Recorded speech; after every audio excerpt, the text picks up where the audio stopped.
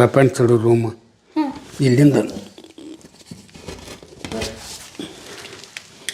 ಈ ರೀತಿ ವೆಪನ್ಸ್ ಇಡ್ತಾ ಇದ್ರಾ? ನಾ ಬುದ್ಧಿ ಬಂದಾಗಿಂದ ಒಂದು 1000 ಎಕರೆ ಮಾಡೇನಿ ನೋಡ್ರಿ ಮೇಡಮ್. ನೀವೇನೆ?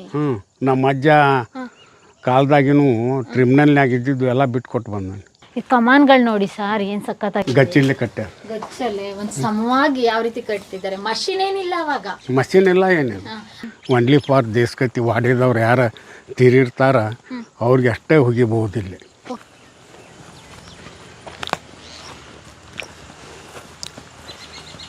ಈಗ ಇಷ್ಟು ಉಳಿದಿದೆ. ಮಠನ ಇದು, ಮಠದ ಎಂಟ್ರೆನ್ಸ್.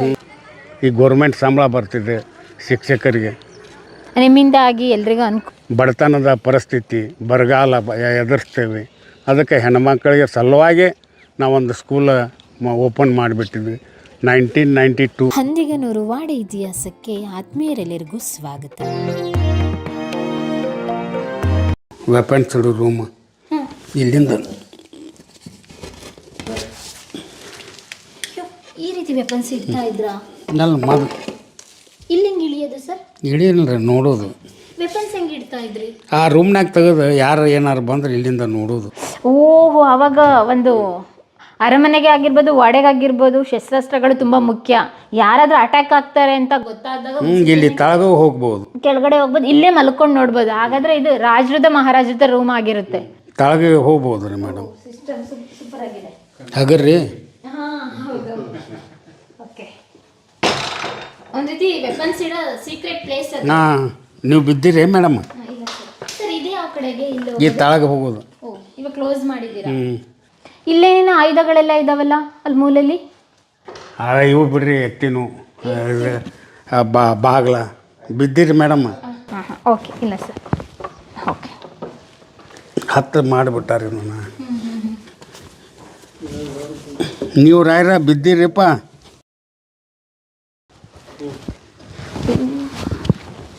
ಇಲ್ಲಿ ಈ ಅರಮನೆಗೆ ಯಾರು ಅಷ್ಟು ಸುಲಭವಾಗಿ ಎಂಟ್ರಿ ಕೊಡಕ್ಕಾಗ್ತಾ ಇರ್ಲಿಲ್ಲ ಸರ್. ಎಲ್ಲೋದ್ರು ಎಲ್ಲಿ ಬಂದ್ರು ಗೊತ್ತಾಗ್ತಾ ಇರ್ಲಿಲ್ಲ. ವಜ್ಜೆ ಐತ್ರಿ. ಇಲ್ಲಿ ಗೊತ್ತಿರೋರೇ ಓಡಾಡ್ಬೇಕಿತ್ತು. ಅವರ ಬಾರ್ಕೆರ ಕಸ ಹೊಡಿದಲ್ರಿ. ಹೌದು ಸರ್. ಇಲ್ಲಿ ಕೆಳಗಡೆ ಏನೋ ಸುರಂಗ ಮಾರ್ಗ ಇದ್ದಾರೆ. ಇವಾಗ ಅರಮನೆಯಿಂದ ದೂರ ಕರ್ಕೊಂಡ್ರಿ, ಎಲ್ಲಿಗೆ ಕರ್ಕೊಂಡ್ಬರ್ತಾ ಇದ್ರ? ಇದಕ್ಕೂ ಮತ್ತೆ ನಮ್ಮ ಹಂದಿಗನೂರು ವಾಡೆ ಸಂಸ್ಥಾನಕ್ಕೂ ಒಂದು ಇತಿಹಾಸ ಇದೆ, ಬನ್ನಿ ಹೋಗೋಣ ಅಂತ ಹೇಳಿದ್ರೆ. ಇದು ನಮ್ದು ಸಮಾಧಿ ಸ್ಮಶಾನ ಗಟ್ಟಿ. ಈಗೇನು ಅಂತೀರಿ ನೀವು ಸ್ಮಶಾನ ಗಟ್ಟಿ? ಒನ್ಲಿ ಫಾರ್ ದೇಶಕತಿ ವಾಡಿದವ್ರು ಯಾರು ತೀರಿರ್ತಾರ ಅವ್ರಿಗೆ ಅಷ್ಟೇ ಹೋಗಿಬಹುದಿಲ್ಲ. ಪಬ್ಲಿಕ್ ಅಲ್ಲ, ಓನ್ಲಿ ಫಾರ್ ದೇಶಕತಿ ಫ್ಯಾಮ್ಲಿ. ಅದು ನಮ್ಮ ತಂದೆ ಅವರೆಲ್ಲ ಹಿಂಗೆ ಹಿರಿಯರು ಮೊದಲ ಮೂಲ ಪುರುಷನ ಅಲ್ಲಿ ಹೋಗಿದ್ದಾರೆ. ಎಲ್ಲಿ ಸರ್? ಹಿಂದ್ಗಡೆ ನೋಡ್ಬೋದಾ ನಾವಲ್ಲಿ? ಬನ್ನಿ.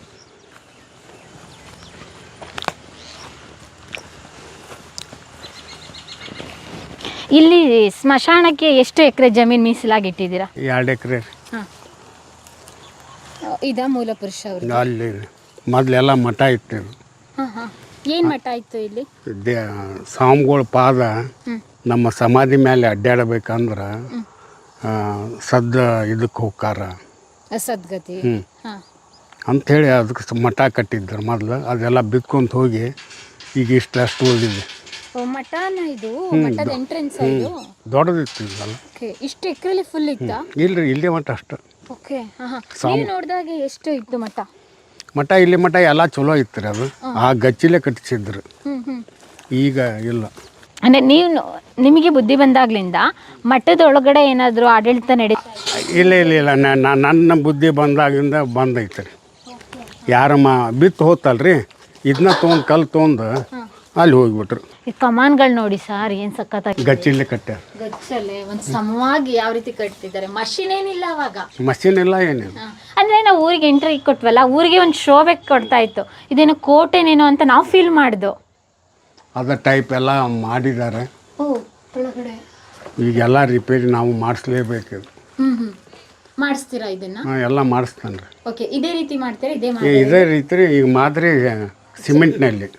ಓಕೆ, ಈ ಭಾಗದಲ್ಲಿ ಗಚ್ಚೆ ಎಲ್ಲ ಈಗ ಮಾಡೋಕ್ಕಾಗಲ್ಲ ರೀ. ಈಗ ಮಾಡೋಕ್ಕಾಗಲ್ಲ, ಯಾರು ಮಾಡೋದು ಇಲ್ಲ. ಅಂದರೆ ಉತ್ತರ ಕರ್ನಾಟಕ ಭಾಗದಲ್ಲಿ ಇದ್ದಾರೆ ಅಂತ ಕೇಳಿದ್ದೀನಿ. ಗಚ್ಚಿ ಮಾಡೋರು ಅದೊಂದು ಇದು ಐತೆ ರೀ ಪ್ರಿನ್ಸಿಪಲ್. ಸುಣ್ಣ ಲಾಲ್ ಥರ ಹಾಕಿ ತಿರುಗಿಸ್ಬೇಕು. ಅದು ಕಲ್ಲಿದೆ, ಅದನಿಗೆ ಎತ್ತು ಹೂಡಿ ತಿರುಗಿಸ್ಬೇಕಲ್ಲ. ಎಲ್ಲಿದೆ ಕಲ್ಲು? ಅದು ಅಲ್ಲಿ ಮಡಿ ಮೇಲೆ ಇದೆ. ಓಕೆ ಹಾಂ ಹಾಂ ಅಂದಾಗ ಅದು ಗಚ್ಚಾಗತ್ತೆ. ಓಕೆ ಹಾಂ ಹಾಂ ಅಂದಾಗ ಇದು ಗಚ್ಚಿ ಈಗ ಸಿಮೆಂಟ್ ಬಂದಿದೆ, ಮೊದಲು ಗಚ್ಚಿಲೇ ಮಾಡಿದ್ದು. ಹಾಂ ಇದು ಮೂಲ ಪುರುಷ ಮೂಲ ಪುರುಷರು ಅದಾದ ನಂತರ ಇಲ್ಲೇ ಕಂಟಿನ್ಯೂ ಮಾಡಿದ್ದು. Okay super. ಇದೊಂದೇ ಭಾಗ ಅಷ್ಟು ಗಾಳಿ ಬೆಳೆ ನೋಡ್ರಿ, ಎಷ್ಟು ಮಳೆ ಇದ್ದು ಬಿದ್ದರೂ ಏನಾಗಿಲ್ಲ. ಎಷ್ಟು ವರ್ಷ ಆಗಿರ್ಬೋದು ಇದನ್ನ ಒಂದು 300-400 ವರ್ಷದ ಮೇಲೆ ಆಗಿದೆ. ಈ ಊರಿನ ಹೆಸರೇ ಒಂದು ರೀತಿ ಡಿಫ್ರೆಂಟ್ ಆಗಿದಿಲ್ಲ, ಅಂದಿಗನೂರು. ಈ ಹೆಸರಿನ ಕಾರಣ ಏನು, ಈ ಹೆಸರಿನ ಹಿನ್ನೆಲೆ ಏನು? ಎಲ್ಲ ದೇಸಾಳಿ ಅಂತಿತ್ತು, ಏನೋ ಒಂದು ಹಿಂದೆವ್ರು ಹೇಳ್ತಾರೆ, ಒಂದು ಹಂದಿ 100 ಮರಿ ಇಳಿತಂತ, ಅದಕ್ಕೆ ಹಂದಿಗೆ 100 ಆತ. ಓ ಆ ರೀತಿಯಾಗಿ ಮೊದಲ ದೇಸಾಳಿ ಅಂದ್ರೆ ಅಷ್ಟೇ ಗೊತ್ತಾಗ್ತಿತ್ತು ರೀ. ದೇಸಹಳ್ಳಿ ದೇಸಾರ ಊರಿಗೆ ದೇಸಾಳಿ. ಆ ರೀತಿ ಆಯ್ತು. ಇದು ದೇಸಾಯಿ ಅವರೇ, ನಿಮಗೂ ಬಂಕಾಪುರಕ್ಕೂ ಏನೋ ಸಂಬಂಧ? ಮೊದಲು ಬಂಕಾಪುರದಲ್ಲಿ ಇತ್ತು ರೀ ನಮ್ದು ಆಡಳಿತ, ಆಮೇಲೆ ಇಲ್ಲಿ ಶಿಫ್ಟ್ ಆಯ್ತು. ಬಂಕಾಪುರದಿಂದ ಎಲ್ಲಿಗೆ ಶಿಫ್ಟ್ ಆಗ್ಲಿಕ್ಕೆ? ಹಂದಿಗ್ನೂರಿಗೆ. ಅಲ್ಲೇ ಹೊಳಿ ನೀರು ಅವೆಲ್ಲ ಇದ್ದಿದ್ದಿಲ್ಲ, ವ್ಯವಸ್ಥೆ ಇರ್ಲಿಲ್ಲ, ನೀರಿನ ವ್ಯವಸ್ಥೆ ಇದ್ದಿದ್ದಿಲ್ಲ. ಅಲ್ಲಿ ಇವಾಗ ವಾಡೆನ ನಾವು ನೋಡಿ ಅಲ್ಲಿ ವಾಡಿ ಇಲ್ಲ, ಎಲ್ಲ ಬಿದ್ದಿದೆ, ಅವ್ರೇನು ಇಟ್ಕೊಂಡಿಲ್ರಿ ಅಲ್ಲಿ. ಅಲ್ಲಿಂದ ಇಲ್ಲಿಗೆ ಶಿಫ್ಟ್ ಆಗಿ ಎಷ್ಟು ವರ್ಷ ಆಯ್ತು? 12ನೇ ತಲೆ ಇದು ಇಸ್ವಿ ನೋಡ್ಕೋಬ 12ನೇ ತಲೆ 10ನೇ ತಲೆಯಲ್ಲಿ ಶಿಫ್ಟ್ ಆಗ. ಓ ಇಲ್ಲಿಗೆ ಅದುವರೆಗೂ ಅಲ್ಲೇನೆ ಅಲ್ಲೇ ಆಡಳಿತನ ಆಯ್ತು. ಅವಾಗ ನಿಮ್ಮ ಮುದ್ರೆ ಎಲ್ಲ ಬಂಕಾಪುರ ಸಂಸ್ಥಾನ? ಬಂಕಾಪುರ ಇಲ್ಲ, ಬಂಕಾಪುರ ಸಂಸ್ಥಾನ. ಓಕೆ ಹಾಂ ಹಾಂ. ಇವಾಗ ಇಲ್ಲಿ ನಿಮ್ಮ ತಾತನವ್ರದ್ದು ಮತ್ತು ನಿಮ್ಮ ತಂದೆಯವ್ರದ್ದು ಸಮಾಧಿ ಎಲ್ಲಿ ನೋಡ್ಬೋದು ನಾವು ಇವಾಗ? ಇಲ್ಲೇ ಇದೆ, ನಮ್ಮ ತಂದೆ, ನಮ್ಮ ತಾತ, ಅಜ್ಜಿ. ಓಕೆ ಹಾಂ ಹಾಂ. ಅಂದರೆ ಹೆಣ್ಮಕ್ಳು ಗಂಡ್ಮಕ್ಳು? ಹಾಂ, ಅವ್ರ ಬಾಜುಕ ಯಜಮಾನ್ರ ಬಾಜುಕ ಹೆಣ್ಮಕ್ಳು. ಓಕೆ. ನಿಮ್ಮಲ್ಲಿ ಧಾರ್ಮಿಕ ವಿಧಿವಿಧಾನಗಳು ಹೇಗೆ, ಅಂತ್ಯಕ್ರಿಯೆ ಎಲ್ಲ ಕಾಲಾದ ನಂತರ? ನಮ್ದು ತೀರಿದ ಮೇಲೆ ಹುಗಿ ಇರ್ತಾರೆ. ನಿಮ್ಮ ಬೆಂಗಳೂರು ಭಾಷೆಯಲ್ಲಿ ಏನಂತ? ಉಳೋದು. ಉಳೋದು. ನಮ್ದು ಮಣ್ಣು ಮಾಡ್ತು. ಯಜಮಾನ್ರ ಬಾಜುಕ ಅವ್ರ ಪತ್ನಿ ಮಾಡ್ತಾರೆ. ಓಕೆ. ನಮ್ಮ ತಂದೆಯವರು, ನಮ್ಮ ತಾಯಿಯವರು. ಆಕಸ್ಮಿಕವಾಗಿ ಸಾವಿಗೀಡಾದ್ರೆ ಯಾವ ರೀತಿ ವಿಧಾನಗಳನ್ನ ಮಾಡ್ತೀರಾ? ಅದು ಉಳುವುದೇ, ಎಲ್ಲದಕ್ಕೂ ಉಳೋದೆ ಒಂದೇ ಕಡೆ. ಇವಾಗ ಬಂಕಾಪುರದಲ್ಲಿ ನಿಮ್ಗೆ ಏನಾದ್ರು ಜಮೀನು ಆ ಥರ ಇದೆ? ಜಮೀನಿದೆ, ನಮ್ಮ ಅಣ್ಣತಂಬ್ರಿಗೆ ಹೋಗಿದ್ರು. ಓ ಅಲ್ಲೂ ವಾಸವಾಗಿದ್ದಾರೆ? ನಮ್ಮ ಅಣ್ಣತಂಬ್ರ ವಾಸವಾಗಿದ್ದಾರೆ ಅಲ್ಲಿ. ಸರ್, ಬಂಕಾಪುರದಲ್ಲಿ ಇವಾಗ ನೀರಿನ ವ್ಯವಸ್ಥೆ ಇಲ್ವಾ ಆವಾಗಿನ ಕಾಲದಲ್ಲಿ? ಆವಾಗಿನ ಕಾಲದಲ್ಲಿ ಇದ್ದಿದ್ದಿಲ್ಲ ರೀ ಮೇಡಮ್, ಬರೀ ಕೆರೆ ಇತ್ತು. ಅದರಲ್ಲಿ ಮತ್ತು ಇವರು ರಾಜವಂಶರಲ್ಲ, ಮತ್ತು ಎಲ್ಲ ಸೇನೆಗೆ ನೀರಿನ ವ್ಯವಸ್ಥೆ ಬೇಕನ್ನೋದಕ್ಕೆ ಅವರು ಹಂದಿಗನೂರು ಶಿಫ್ಟ್ ಆದರು. ಓಕೆ. ಹಂದಿಗನೂರು ಸಂಸ್ಥಾನದ ಕಾಲಘಟ್ಟದಲ್ಲಿ, ಆಳ್ವಿಕೆ ಕಾಲದಲ್ಲಿ ಏನಾದರೂ ಯುದ್ಧ ಆ ರೀತಿ ಏನಾದ್ರು ಆಗಿದ್ದುಂಟ? ಹಂಗೇನಾಗಿದ್ದೆ ಉಂಟಿಲ್ಲ, ಬೇರೆ ಸಂಸ್ಥಾನಕ್ಕೂ ಇಲ್ಲ. ಪಾನಿ ಸರ್ಕಾರದವ್ರಿಗೆ ಇವರಿಗೆ ಅಷ್ಟ ಯುದ್ಧ ಆಯಿತು. ಓಕೆ. ಹುಡುಗಿ ಕೊಡಲಿಲ್ಲ ಅನ್ನೋದಕ್ಕೆ ಅವ್ರು ಬಂಕಾಪುರ ಇದು ಗಂಧದ ಕಟ್ಗಿದಿತ್ತಲ್ಲ, ಅದನ್ನ ಸುಟ್ರು. ಆ ವಿಷಯಗಳನ್ನ ಹೇಳಿದ್ರಿ ನೀವು. ಅದಾದ ನಂತರ ಮತ್ತೆ ಯಾವ ಕಡೆ ಅಂದರೆ ಸುಸೂತ್ರವಾಗಿ ಆಡಳಿತ ನಡೆಸ್ಕೊಂಡು ಹೋಗ್ತಾ ಇದ್ರು, ಯಾವುದೇ ತೊಂದರೆ ಇಲ್ದಂಗೆ, ಪ್ರಜೆಗಳಿಗೆ ಇದಾದಂಗೆ. ಓಕೆ. ಇವಾಗ ಎಷ್ಟು ಎಕರೆನ ದಾನ ಮಾಡಿದ್ದೀರಾ ನೀವು? ನಾವು ಈ ನಮ್ಮೂರಲ್ಲಿ ನಿಮಗೆ ಬುದ್ಧಿ ಬಂದಾಗ್ಲಿಂದ? ನಾ ಬುದ್ಧಿ ಬಂದಾಗಿಂದ ಒಂದು 1000 ಎಕರೆ ಮಾಡೇನಿ ನೋಡ್ರಿ ಮೇಡಮ್. ನೀವೇನೇ? ನಮ್ಮ ಅಜ್ಜ ಕಾಲದಾಗಿನೂ ಟ್ರಿಬ್ಯುನಲ್ನಾಗ ಇದ್ದಿದ್ದು ಎಲ್ಲ ಬಿಟ್ಕೊಟ್ಟು ಬಂದ. ಎಲ್ಲೆಲ್ಲಿ ಬಿಟ್ಕೊಟ್ಟು? ಸಿಗ್ಗಾಂವ್, ಸವಣೂರು ತಾಲೂಕಿನ ವಿದೌಟ್ ಎನಿ ಎಕ್ಸೆಪ್ಟೇಷನ್ ಇಲ್ಲದೆ ಬಿಟ್ಕೊಟ್ಟು ಬಂದು. ನಿಮ್ದು ಯಾವುದು ಇವಾಗ ಲಿಟಿಗೇಷನ್ ಯಾವುದು ಇಲ್ವಾ ನಡೀತಾ? ಈಗ ಯಾವುದು ಲಿಟಿಗೇಷನ್ ಇಲ್ಲ. ಓಕೆ. ಹೇಗಿತ್ತು ಅವಾಗಿನ ಚಿಕ್ಕ ವಯಸ್ಸಲ್ಲಿ ನೋಡಿದಂಥ ಹಂದಿಗ್ನೂರ್ಗು ಇವಾಗ ನೋಡಿದಂಥ ಹಂದಿಗ್ನೂರಿಗೆ? ಆಗೆಲ್ಲ ಆಳು ಜನ ಕಾರ್ಕೊಂಡ್ರೆ ಆಡಳಿತನ ಬೇರೆ, ಇವತ್ತಿನ ಆಡಳಿತನ ಬೇರೆ. ಅದೇ ಇರ್ಬೇಕಿತ್ತು ಅನ್ಸುತ್ತಾ ಅಥವಾ ಇವಾಗ? ಯಾಕಂದ್ರೆ ಆಗಿನ ಆಡಳಿತ ಇದ್ರೆ ಇನ್ನೂ ಸುಖಮಯ ಇರ್ತಿತ್ತು ಅನ್ನಿಸ್ತೈತೆ ನಾವು. ಯಾಕಂದ್ರೆ ಒಕ್ಕಲ್ತನ ಮಾಡೋರೇ ಇಲ್ಲ ಈಗ. ಹಾಗೆ. ಎಷ್ಟು ಸರ್ ಇಲ್ಲಿ ಕೂಲಿ ಕೆಲಸದವರಿಗೆ ಒಂದಿನಕ್ಕೆ? 300 ರೂಪಾಯಿ ರೀ ಡೈಲಿ.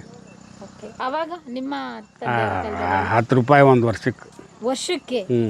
5 ರೂಪಾಯಿ 10 ರೂಪಾಯಿ. ಅದು 5 ರೂಪಾಯಿ 10 ರೂಪಾಯಿಗೆ ಅಷ್ಟು ವ್ಯಾಲ್ಯೂ ಇತ್ತು. ಅದು ಒಂದು ಮಗನ ಲಗ್ನ ಏನೋ ಮಾಡ್ಬೇಕಾದ್ರೆ 1 ವರ್ಷ ಸಂಬಳ ಇದ್ದು ಮಾಡ್ತಿದ್ದು. ನಾವು ಸಣ್ಣ ಹುಡುಗರಿದ್ದಾಗ 10 ರೂಪಾಯಿ 10 ಪೈಸಾಕ್ಕೆ ದೋಸೆ ಇತ್ತು. 5 ಪೈಸಾಕ್ಕೆ ಒಂದು 2 ಪೈಸಾ 3 ಪೈಸಾಕ್ಕೆ ಒಂದು ಚಿಕ್ಕಿ ಇತ್ತು. ಪೈಸೆನೇ ಇಲ್ಲ. ಓಕೆ. ಸ್ವಾತಂತ್ರ್ಯ ಬಂತಲ್ಲ, ಆ ಸಂದರ್ಭದಲ್ಲಿ ಎಲ್ಲನೂ ಕೂಡ ಭಾರತ ಸರ್ಕಾರಕ್ಕೆ ವಿಲೀನಗೊಳಿಸಬೇಕು. ಅವಾಗಿನ ಆಡಳಿತ ವ್ಯವಸ್ಥೆ ಯಾವ ರೀತಿ ಆಯಿತು ಬದಲಾವಣೆ? ನಿಮ್ಮಲ್ಲಿ ಎಷ್ಟು ಗೊಂದಲಗಳಾಯಿತು, ಎಷ್ಟು ಸವಾಲಾಯಿತು ಈ ಸಂಸ್ಥಾನಕ್ಕೆ? ಹಂಗೇನು ಸವಾಲಾಗಲಿಲ್ಲ ರೀ, ಇವರು ಎಲ್ಲ ಏಕ್ದಮ್ ಬಿಟ್ಟು ಕೊಟ್ಬಿಟ್ರು. ಸರಳ ಜೀವದಿಂದ, ಸರಳತನದಿಂದ ಬಿಟ್ಕೊಟ್ರು. ಅವಾಗ ಸ್ವತಂತ್ರ ಬಂದಾಗ ಯಾರು ದೇಸಾಯಿರಲ್ಲಿ ಇದ್ರು, ಅವ್ರ ಹೆಸರೇನು ಏನಾದ್ರು ನೆನಪಿದ್ಯಾ ನಿಮಗೆ? ಅದನ್ನು ನೋಡ್ಬೇಕು ಅಲ್ಲಿ ಚಾಟ್ನಾಗ. ಓಕೆ. ಹಾಂ ಹಾಂ. ಚಾಟ್ನಾಗ ನೋಡಿ ಹೇಳ್ತಾನೆ. Okay, super. ಬನ್ನಿ. ಬಾವಿ ಇಲ್ಲಿ ಏನಕ್ಕೆ? ನೀರು ಜಳಕ ಮಾಡಕ್ಕೆ ಸ್ವಾಮೀಜಿ ಓ ಮಠ ಇತ್ತಲ್ಲ ಹಾಗಾಗಿ. ಈ ಮಠ ಏನಾದರೂ ಬೇರೆ ಕಡೆ ಶಿಫ್ಟ್ ಅಲ್ಲಿ ಆಯ್ತು? ಹೋಯ್ತು. ಓ ಇಲ್ಲಿ ಊರ್ ಎಂಟ್ರೆನ್ಸ್ ಅಲ್ಲಿ ಇದೆಯಲ್ಲ ಅದೇ ಮಠನಾ? ಓಕೆ. ಇಲ್ಲಿ ಮೊದ್ಲು ಇಲ್ಲಿತ್ತು ಅದು ಅಲ್ಲಿ ಹೋಯ್ತು. ಇವಾಗಲೂ ನೀವು ಗುರು ಪರಂಪರೆ ಅದೇ ಅದ ಮಠ ಅದ ಅದಪ್ಪ ಮಾಡ್ಕೊಳ್ಳೋದಾ? ನಾವು ಇವಾಗ ಅಂದಿನೂರು ಸಂಸ್ಥಾನದ ಮಠ. ಮೂಲ ಪುರುಷ ಮಠ ತೀರ್ಥಹಳ್ಳಿ ತಾಲೂಕು ಮಳಲಿ ಮಠ. ಆ ತೀರ್ಥಹಳ್ಳಿದು ಹೆಂಗೆ ಬರುತ್ತೆ ಸರ್ ಇಲ್ಲಿಗೂ ಅಂದಿಗ್ನೂರಿಗೆ ಹೆಂಗೆ ಕನೆಕ್ಷನ್ ಆಗುತ್ತೆ? ನಮ್ಮ ಮನೆ ಗುರುಗಳು ಅವರೇ. ಹಾಂ. ತೀರ್ಥಹಳ್ಳಿ ತಾಲೂಕು ಜಗದ್ಗುರು ಬಾಳೆಹೊನ್ನೂರು ಸಂಸ್ಥಾನ. ಹೇಗೆ ಸರ್ ಕನೆಕ್ಷನ್ ಅಲ್ಲಿಂದ ಇಲ್ಲಿಗೆ? ಹಾಗೆ ಹೆಂಗೆ ಕನೆಕ್ಷನ್ ಆಯಿತು ಗೊತ್ತಾಗಲಿಲ್ಲ. ಒಂದು 300-400 ಕಿಲೋಮೀಟರ್ ದೂರ ಐತೆ. ಹೌದು. ಆಗ ಚಕಡಿ ಒಂಟಿ ಮೇಲೆ ಹೋಗ್ತಿದ್ದರಂತ, ಹಾಂ. ಸವಾರಿ ಚಕಡಿ ಮಳಿ ಗಿಳಿ ಬಂತಂದ್ರು ಹಂಗೆ ಮಾಡ್ಕೊಂಡು. ಏನಾದರೂ ಇಲ್ಲಿ ಪುರುಷರು ಏನಾದರೂ ಅಂದ್ರೆ ಇಲ್ಲಿ ರಾಜರು ಏನಾದರೂ ಅಲ್ಲಿಗೆ ದತ್ತಕ್ಕೆ ಹೋದ್ರಾ? ದತ್ತಕ್ಕೆ ಹೋಗಿಲ್ಲ, ಅಲ್ಲಿ ಕೆಳದಿ ಅರಸರ ಆಡಳಿತ ಇತ್ತು. ಇವರು ಅಲ್ಲಿ ಸಂಸ್ಥಾನದ ಗುರುಗಳನ್ನ ಮಾಡ್ಕೊಂಡ್ಮೇಲೆ ಎಷ್ಟೋ ಗಾದಿ ಮಾಲಕರು ತೀರಿದ ಮೇಲೆ ಎಷ್ಟೋ ಬಂಗಾರ ಅದನ್ನು ಕೊಡಿಸಿದ್ರು, ದಾನ ಕೊಟ್ಟು ಬಂದ್ರಂತ. ಓಕೆ. ಹಾನಿ ಕೊಡಿಸಿದ್ರು. ಅಷ್ಟು ದಾನಶೂರರಾಗಿದ್ರು ಅಂದಿಗ್ನೂರು ಸಂಸ್ಥಾನದವರು. ಇದಕ್ಕೆ ತೀರ್ಥಹಳ್ಳಿ ತಾಲೂಕು ಮಳೇಲಿ ಮಠಕ್ಕೆ ಒಂದು ಆನೆ ಕೊಡಿಸಿದ್ರಂತ. ಇವತ್ತು ಆನೆಗಿನಿ ಕೊಡ್ಸೋಕ್ಕಾಗಲ್ಲ.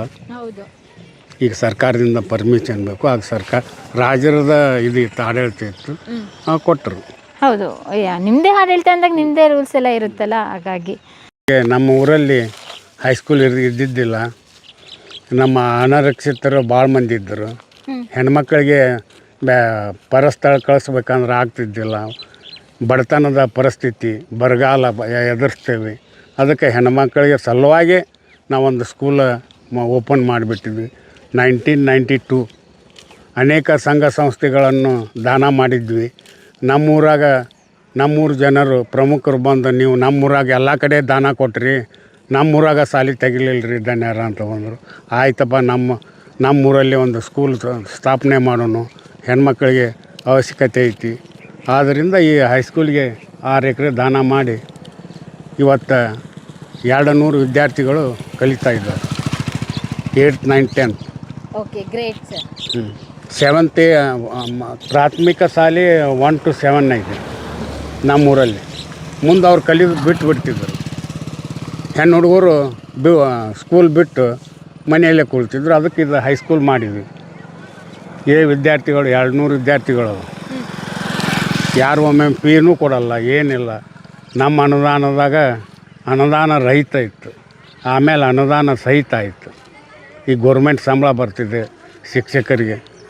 ನಿಮ್ಮಿಂದಾಗಿ ಎಲ್ರಿಗೂ ಅನುಕೂಲ, ಎಲ್ಲರಿಗೆ ಅನುಕೂಲ, ಸಾರ್ವಜನಿಕರಿಗೆ ಅನುಕೂಲ ಆಯಿತು.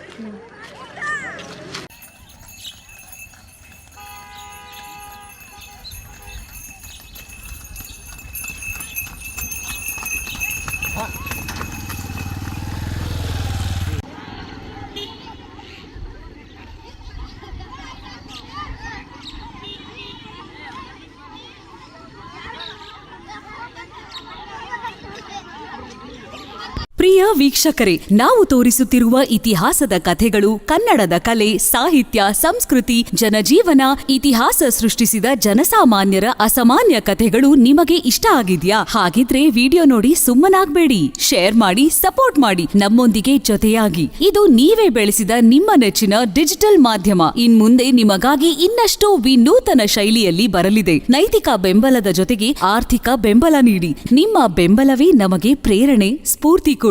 ನಿಮ್ಮ ಬೆಂಬಲದೊಂದಿಗೆ ನಮ್ಮ ಪಯಣ ಮುಂದುವರಿಯುತ್ತಿದೆ. ಸಾಮಾಜಿಕ ಬದಲಾವಣೆಗೆ ಜೊತೆಯಾಗಿ ನಮ್ಮ ಮುಂದಿನ ಪೀಳಿಗೆಗೆ ಕರ್ನಾಟಕದ ಇತಿಹಾಸ ಉಳಿಸೋಣ.